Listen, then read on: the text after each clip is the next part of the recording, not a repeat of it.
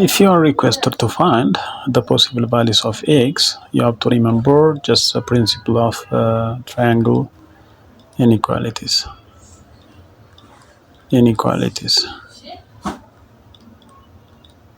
So based on the rules in triangle inequalities, it says that the sum of any two sides of a triangle is just greater than the third side. So based on this, if you add 6 plus 10, it must be greater than x. If you add 6 plus x, it must be greater than 10. And if you add 10 plus x, it must be greater than 6, the third side.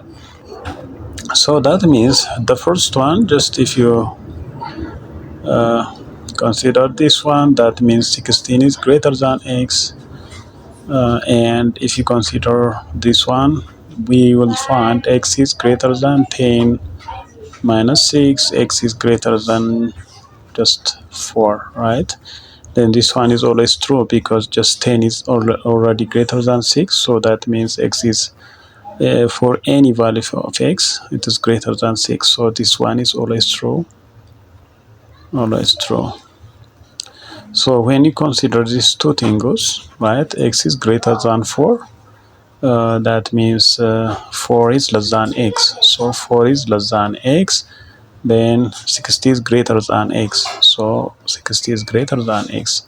So this is the final answer. The intervals or possible values of x are just between 4 and 60.